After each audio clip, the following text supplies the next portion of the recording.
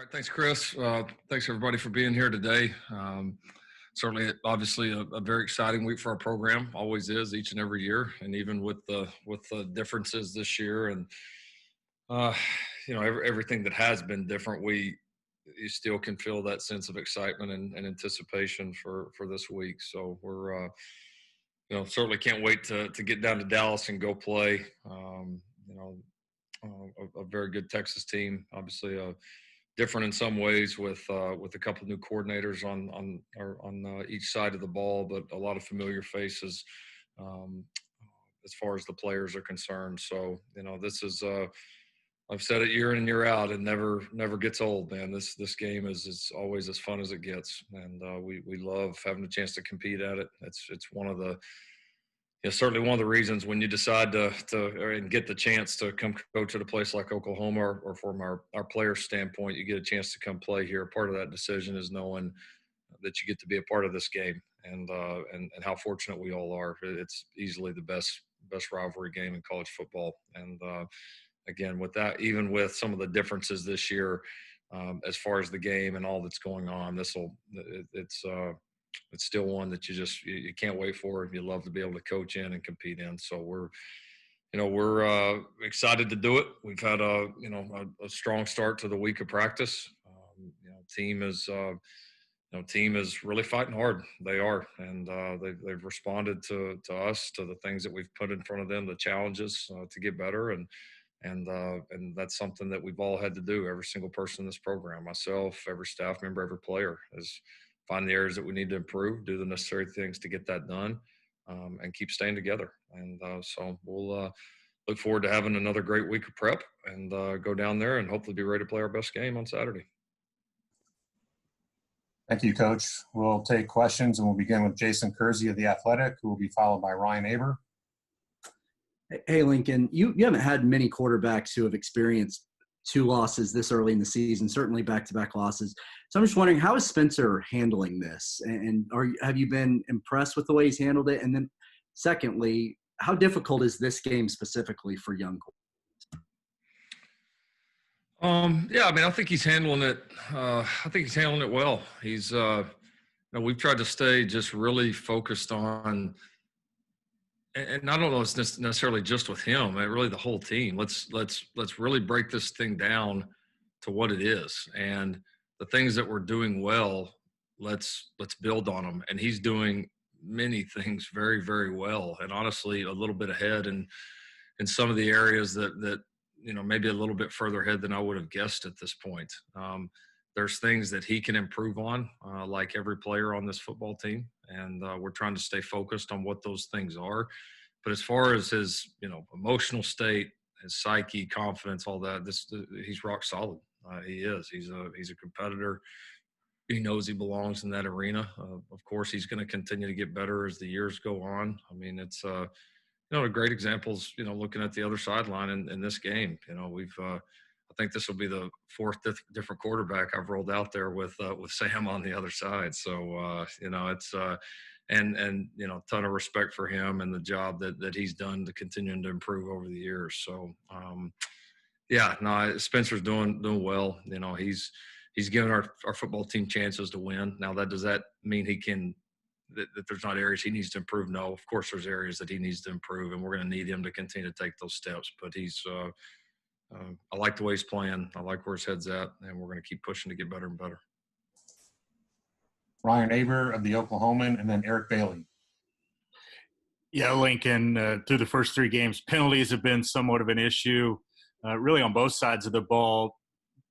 Do you see a common thread through those, and how do you fix those things when it seems like they seem to come at really inopportune times?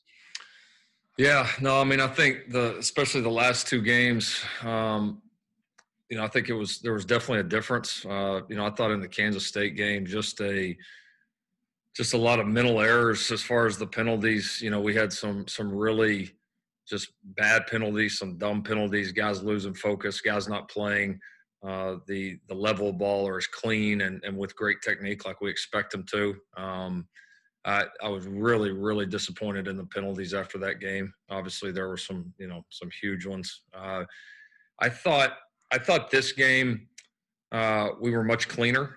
There was a couple of defensive holds in the backfield that we have to do better with that were unnecessary, and a lot of times we had the guys covered. I mean, that was the disappointing thing is, I mean, they were dead plays and lost our technique, panicked, whatever we want to call it, and gave them some easy ones. I thought several calls in the last game were incorrect, and so I thought we played honestly a lot cleaner game. We need to do a little bit better on the defensive holds. Other than that, certainly more clean against Iowa State than we were against Kansas State. Appreciate it, Lincoln. Mm-hmm. Eric Bailey with the Tulsa World, and then Joe Bettner. Lincoln, coaches usually do not want to weigh too much on any single game, but from a big picture standpoint, how important is Saturday not only for the balance of this season, but for seasons to come in terms of perception and recruiting? Oh, this game's always as important. I mean, I don't know that it's any more or less important than it always is. I mean, it's an important game. It's an important game within our conference, regionally, on a national scene. So yeah, I mean, I don't know that you could. I think it always is important. I think it always matters. I think there's always kind of shockwaves from it. But I don't know that it's any more important than it's ever been. It's for a regular season game, I mean, it's about as good as you get, and it's about as good as you get every single year. Thanks, Lincoln. Mm-hmm. Joe Bettner with the Norman Transcript, and then John Hoover. Lincoln, it seems like the team that comes out more physical usually wins OU Texas, and I'm curious through 3 games where you feel like your team is at. I guess in terms of what physicality you can bring, and throughout 4 quarters. How comfortable are you with that going into this game? Oh, our potential. There's no doubt the potential's there, but we, like everything right now, we've got to do it more consistently. I think you see flashes of us being a really physical football team, and then there's flashes where we have not been. Our physicality has not been up to our standards. So I put that in the category of a lot of things for our football team right now. Some great flashes, a lot of potential, but the sooner we turn that potential into, more consistent performances, then the sooner we're going to play the way that we want to play. Let's go to John Hoover with SI Sooners, and then Barry Trammell. Hey, Lincoln. Having an experienced quarterback obviously is a luxury in college football, but it seems like this game really emphasizes that. The numbers, when you look at wins and losses, are really one-sided when one quarterback has played in this game and the other one hasn't. Why do you think that is specific or endemic to this game in particular? Oh, just because probably the importance of it, the atmosphere, the intensity. It's hard to.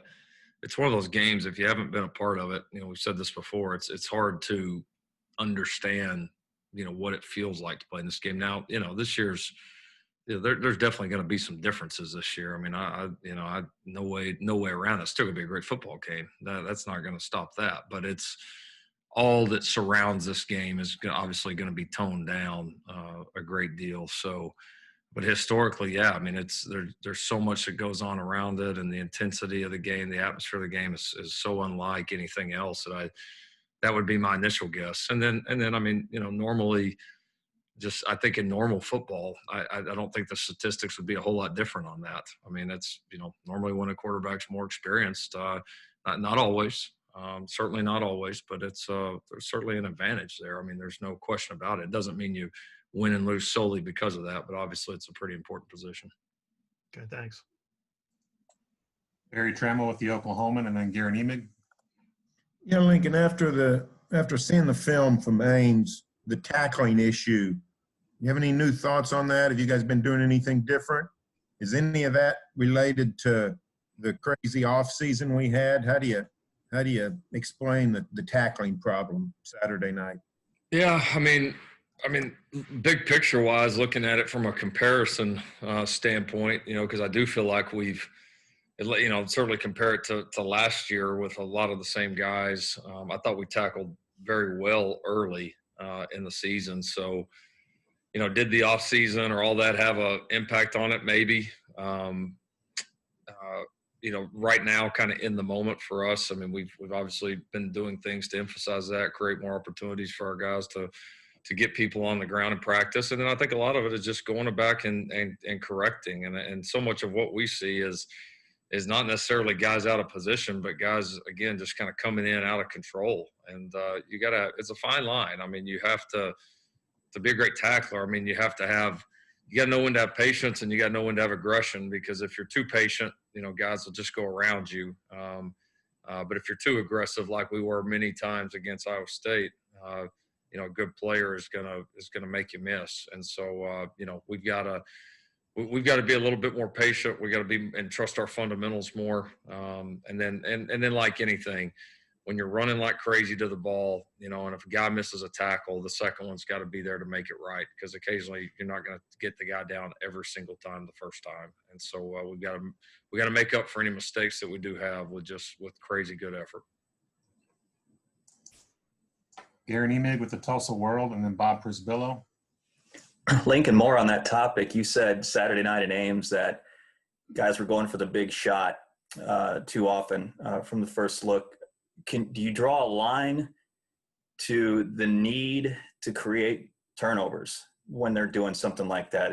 I know we keep peppering you with turnover questions, but in that case, that seems to be an instance of this is where it's fundamentally hurting us. If that's what's if that's what's in your head first, and not making the sure fundamental play instead. Oh, it's a very fair point, and one that we've really been emphasizing with our guys. I don't doubt at all that there's some correlation there, and so that's no question about it. And you guys got to understand where the turnovers come from. Yeah, if you come in there just full speed, out of control every now and then, you end up putting your helmet on a ball, and a ball pops out, and that's great, but I don't know that that's worth the number of missed tackles that you're probably going to have there too. So a lot of times for contact, it's going to be the second guy, it's going to be the third guy. It's the job of the first one to get them wrapped up, and that's no doubt where we have to be better. And I think our emphasis on turnovers and our guys wanting to get them so bad, has that been a part of us being a little out of control? I think it's very fair to say. Okay, thanks. Bob Prisbillo with Sooner Scoop, and then Cliff Brunt. Yeah, Lincoln, like when you have injuries, we always like to say the bye week came at a perfect time. When you've lost back-to-back games, playing a rivalry game like this, does that come at the perfect time? Because the natural assumption is focus isn't going to be a problem in a week like this. Yeah, I mean, I think it's definitely a great way to look at it, and that's certainly how we're looking at it. I mean, I think when you've had some things not go your way, you've just got to be ready for the next challenge, and however it presents itself to you. So whether we were playing somebody else, playing Texas, or have a bye week, I mean, the way if you're not playing the way that you want to, and not finishing games that you feel like you should finish, there's no magic pill. There's no easy way out of this. You've got to grind your way out of it, and you've got to work, and you've got to push, and you've got to stay together. And so again, whether that's playing Texas, whether that's playing somebody else in our conference, or whether that's a bye week, it's got to be a group that's going to attack the things that we know we need to improve. So, does it hurt that it's Texas? Sure, it doesn't hurt. I mean, that's great, but we would be ready regardless of what was happening this week. Let's go to Cliff Brunt with AP, and then James Hale. Yeah, Coach, you're obviously a guy who's had a lot of success with quarterbacks and appreciates great quarterback play. What stands out most to you about Sam Ellinger's evolution over the years that you've watched him? Yeah, he's an impressive kid. I've always been impressed with his toughness and his competitiveness, even from watching him play some as a young guy. I think he's improved as a thrower over the years.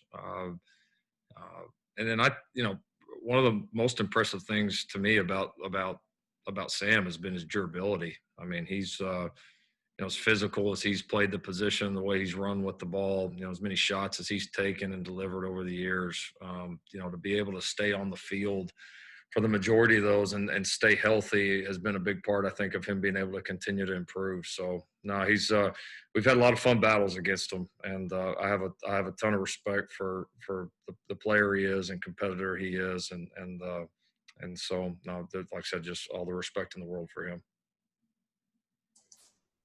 James Hale with KREF, and then Keegan Renault.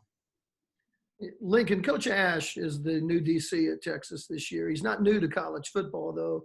I'm curious what you see, what he's doing there, and is it similar to what he's done before, and what is Texas trying to accomplish on the defensive side of the ball? Yeah, no, he's done a good job. I mean, it's obviously a small sample size right now, but he's everybody in college football knows the kind of coordinator, that he is, the defensive mind he is, the success that he's had. Certainly wasn't a surprise to see that that he was brought on there to Texas. They're early in their scheme. But he's got some really good players to work with. They're doing a good job. They're playing hard. Some talented kids across the board. And I think like anybody, he's a good enough coach. He's going to continue to adapt it to the personnel that he has there. So, I have a lot of respect for him. I have for a lot of years. I've followed his career and the job he's done. And, certainly was no surprise that Tom chose to bring him there to Austin. Thanks. Mm-hmm. Keegan Renault with Sooners Wire, and then Parker Thune. Yeah, Lincoln, I know it's only been 3 games, but do you plan on still rotating both guys at left tackle, or is that just an in-game position battle? And then I'm just curious, you said yesterday that the offensive line can't just be okay or solid. Just how disappointing has it been that group that has a bunch of experience hasn't gotten there yet? We'll evaluate that position and all the other positions week to week, and trying to make a decision about just what we think helps us win most that week. As far as the group there, I mean, again, they're kind of like our whole team. I mean, they've had some really good stretches, and they've done some good things. I mean, they really have. Everybody thinks, well, if you're, not running the football well, or if you give up a sack, that all of a sudden, it's automatically on the offensive line. Well, no, it's not. We've had some of the times when we haven't ran it well this year. Backs have missed cuts. I've made some poor calls, poor decisions on my parts. Receivers have missed blocks. I mean, we've had, again, for us, it's just been, again, a lot of 9 and 10 man football, and same thing in the pass pro game and all of that. So I don't think they're any more or less to blame than anybody for any of the things that haven't gone our way. I do think there is a lot of positives and a lot of promise. But yeah, I mean, that's a position that we hold in just very high regard here. We do have high expectations for them, and they've done a lot of good things. But can they play better? Yes, they can. And I know the guy we got coaching them will stop at nothing to get them to that point. Thank you. So to Parker Thune with SI Sooners, and then Kerry Murdoch.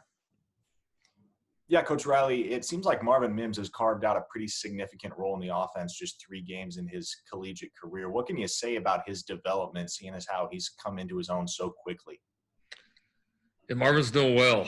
He's done a great job. Very smart kid.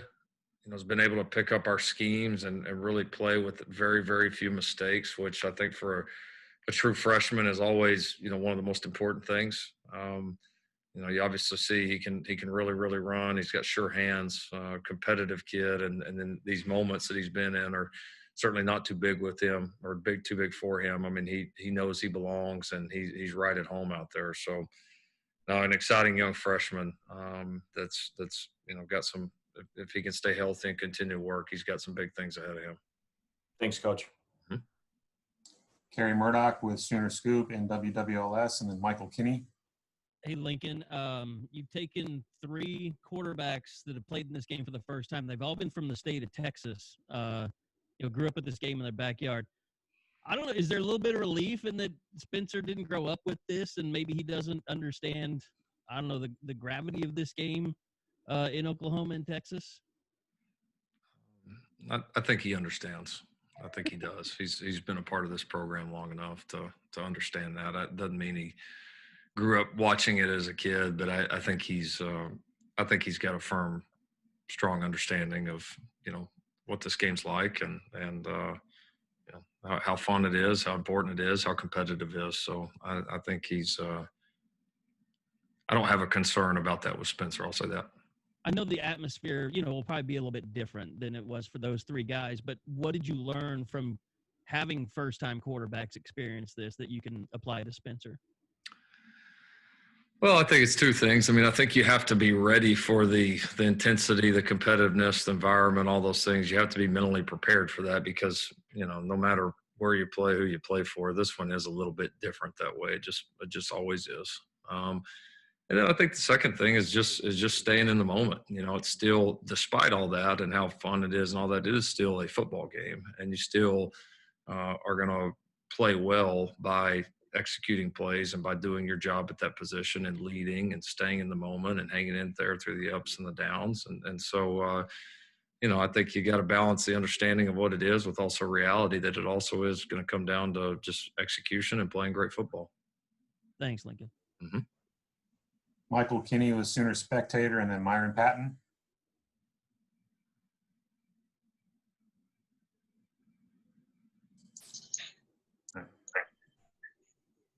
Let's go to Myron.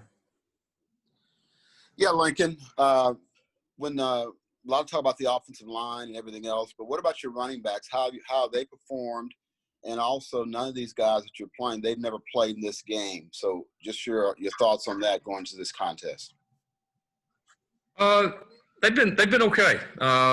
We expect more of those guys too. We have played with a little bit of it's been a little bit of musical chairs. In there a little bit. So, hopefully, I think TJ can, having him back now kind of full go, help solidify the room. And we'll continue to bring those young guys along because we're certainly going to need them as well. But, there's some positives, there's promise, but then there's also, some key mistakes that we need them to shore up. So, it's a lot like, our whole football team, you literally could go down the roster and it's going to be a very, very similar answer.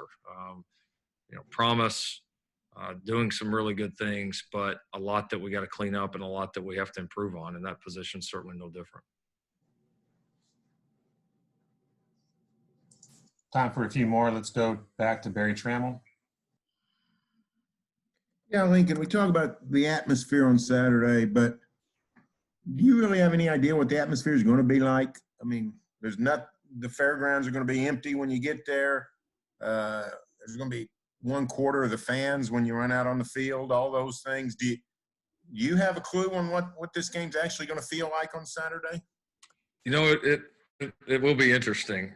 Just the bus ride in is always one of the, other than the game, is one of the coolest parts of this. And to pull into the fairgrounds without anybody there will be a little eerie, I think, honestly, for those of us that have been able to experience that. As far as the game atmosphere, it will be interesting, in that it's neutral, and so we've been on the road with whatever 25% there. We've obviously been at home with 25% there. Now you're going to be somewhere where it's going to be whatever 12.5% apiece. It'll be different. There's no doubt, and that's just 2020 right now, I guess. So I think the quality of the game and the intensity and all that will be very, very similar. But the atmosphere, it'll be different and probably more different than any other game that we play all year because of the neutral combined with just the 25% capacity.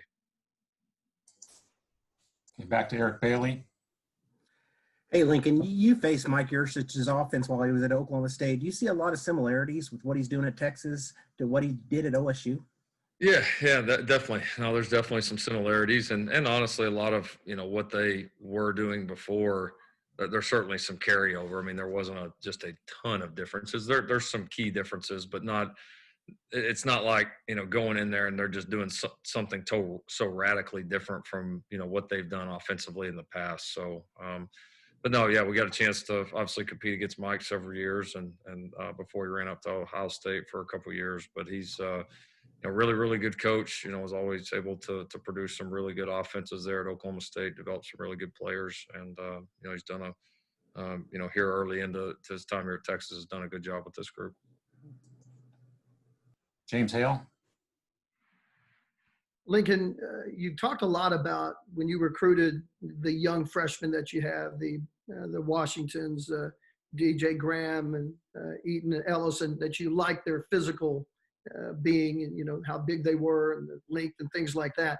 They also went through COVID, some kind of, COVID, where they were out for a couple of weeks. And now I'm just curious, have you been able to ramp them back up? Do you expect you can use them here if you need them soon? Yeah, we think we're getting close. Honestly, there's a number of guys at a number of positions that, you hoped, would be able to help you by now. And in a normal year, I think would be helping us right now.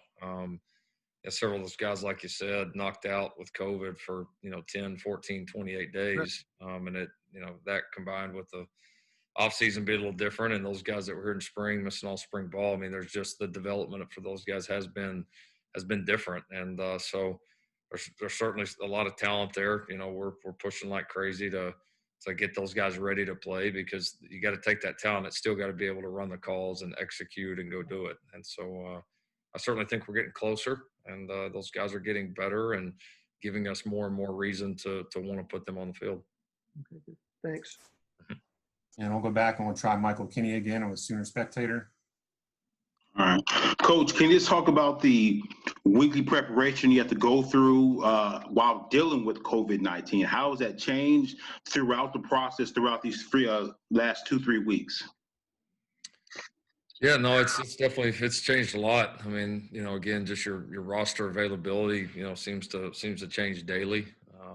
And then even as something as, you may have a guy that has a cold, normally would never even think about missing, a guy with a cold missing a practice, and then, out of abundance and have to get guys tested for COVID and all that, it certainly does change. And then it kind of the same changes that you had during the season or during the preseason that continue to affect us of, the way you practice, the way you end practice, who you get in the locker room, who you don't. I mean, there's, who you expose to who. There's just a lot more to it than there's ever been. And no question the season has brought about some different challenges that I think by now I feel like we've adapted to. But again, you don't ever really feel like you have this thing beat. I mean, you can go have 6 weeks worth of, negative tests, everything going great. And then one test, one exposure could be just almost like a grenade going off within the program, because it can affect so many people. So, we're trying to keep our guard up, trying to continue to find any holes or any leaks in what we're doing. And, you just got to stay committed to it. You can't take your foot off the gas. You can't relax for 1 second with it, or it'll bite you. Thank you. And we'll go back to Joe Bettner with the Norman transcript with our last question. Lincoln, it seemed like Saturday night you pretty much had a full, I guess, the two deep. I'm curious, health-wise, I know you're not getting into specifics, but numbers-wise, are you guys pretty good as far as injuries go, and other than the ones that obviously you reported back in August? Yeah, no, we're not. I mean, we're not close to a full two deep, and haven't even been close at any point this year. I think we're doing a pretty good job handling the COVID situation right now. A lot of guys getting some opportunities maybe earlier than we expected, or maybe even that they expected, and so we're growing with that. And so, listen, that's this year. You got to play with the guys you got, and you got to get the guys that you have ready. And I think you have to control, what you can control, and not wonder about what ifs or this or that. Very simply, these are the guys you have. These are the guys you get ready, and you go out and you fight like hell and go play to win. And that's what we've got to do. That's what we've got to continue to do, and we're going to continue to fight like crazy and do that.